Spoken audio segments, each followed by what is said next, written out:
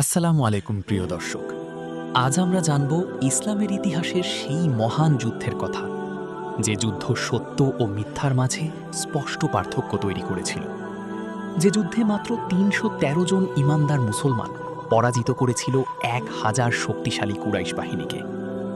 আজকের বিষয় বদর যুদ্ধের সম্পূর্ণ ঘটনা। ২ হিজরির ১৭ রমজান, আরবের উত্তপ্ত মরুভূমি। একদিকে মক্কার অত্যাচারী কুরাইশ বাহিনী, অন্যদিকে মদিনার ক্ষুদ্র মুসলিম দল। মক্কার কুরাইশরা দীর্ঘ ১৩ বছর ধরে মুসলমানদের ওপর নির্যাতন চালায়। তাদের মারধর করা হয়, ঘরবাড়ি কেড়ে নেওয়া হয়, ব্যবসা বন্ধ করে দেওয়া হয়। শেষ পর্যন্ত মুসলমানরা মদিনায় হিজরত করেন, কিন্তু কুরাইশরা শান্ত হয়নি। তারা মদিনাতেও মুসলমানদের ধ্বংস করার পরিকল্পনা করতে থাকে। এদিকে আবু সুফিয়ানের নেতৃত্বে কুরাইশদের একটি বিশাল বাণিজ্য কাফেলা সিরিয়া থেকে মক্কায় ফিরছিল। মুসলমানরা খবর পান যে এই কাফেলায় মক্কার লোকদের বিপুল সম্পদ রয়েছে, যার অনেকটাই মুসলমানদের কাছ থেকে ছিনিয়ে নেওয়া হয়েছিল। রাসূল সাল্লাল্লাহু আলাইহি ওয়াসাল্লাম কাফেলাটি আটকানোর উদ্দেশ্যে সাহাবীদের নিয়ে বের হন। তার সঙ্গে ছিলেন মাত্র ৩১৩ জন সাহাবী। তাদের কাছে ছিল ২টি ঘোড়া, প্রায় ৭০টি উট, খুব অল্প অস্ত্র। আবু সুফিয়ান মুসলমানদের পরিকল্পনার খবর পেয়ে দ্রুত মক্কায় সংবাদ পাঠায়। তখন কুরাইশরা প্রায় ১,০০০ সৈন্যের বিশাল বাহিনী নিয়ে বের হন।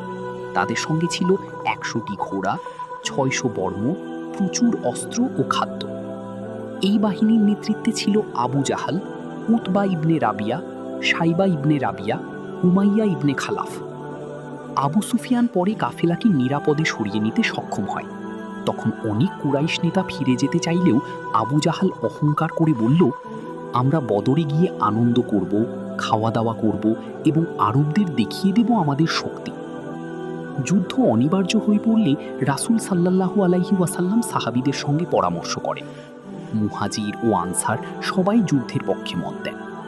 বিশেষভাবে সাদ ইবনে মুয়াদ বলেন, হে আল্লাহর রাসূল, আপনি যদি আমাদের সমুদ্রে ঝাঁপ দিতে বলেন তবুও আমরা আপনার সঙ্গে থাকব।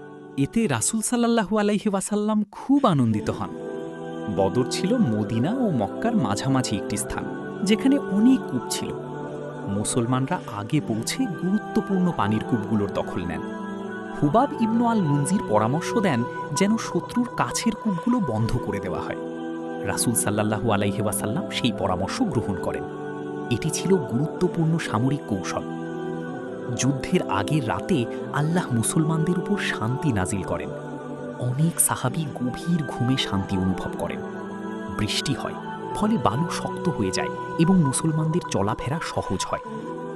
রাসূল সাল্লাল্লাহু আলাইহি ওয়াসাল্লাম সারা রাত আল্লাহর কাছে দোয়া করতে থাকেন, হে আল্লাহ, আজ যদি এই ছোট দলটি ধ্বংস হয়ে যায় তাহলে পৃথিবীতে তোমার ইবাদত করার কেউ থাকবে না।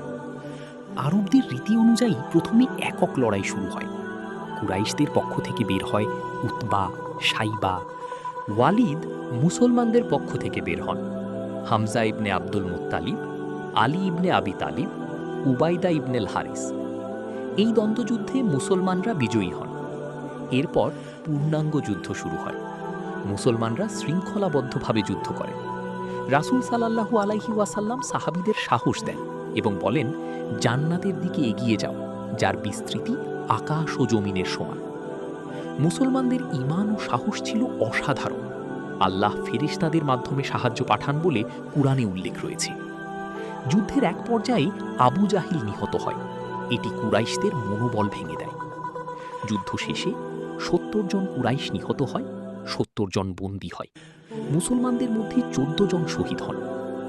এই বিজয় পুরো আরবে আলোড়ন সৃষ্টি করে। রাসূল সাল্লাল্লাহু আলাইহি ওয়াসাল্লাম বন্দীদের সঙ্গে মানবিক আচরণ করেন। অনেক বন্দী মুক্তিপণ দিয়ে মুক্তি পায়। কেউ কেউ মুসলিম শিশুদের লেখাপড়া শেখানোর বিনিময়ে মুক্তি লাভ করে। এটি ইসলামের জ্ঞান চর্চার গুরুত্বও প্রকাশ করে। সংখ্যায় কম হলেও আল্লাহর সাহায্যে বিজয় সম্ভব। রাসূল সাল্লাল্লাহু আলাইহি ওয়াসাল্লাম সাহাবীদের মতামত গ্রহণ করতেন। মুসলমানরা কষ্ট সহ্য করে আল্লাহর পথে অবিচল ছিলেন। রাসূল সাল্লাল্লাহু আলাইহি ওয়াসাল্লাম যুদ্ধক্ষেত্রেও ছিলেন দয়ালু, জ্ঞানী ও সাহসী নেতা। বদরের যুদ্ধ শুধু একটি যুদ্ধ ছিল না, এটি ছিল ইসলামের ইতিহাসে এক মোড় পরিবর্তনের ঘটনা। এই যুদ্ধ মুসলমানদের আত্মবিশ্বাস বাড়ায় এবং আরব জুড়ে ইসলামের মর্যাদা প্রতিষ্ঠা করে।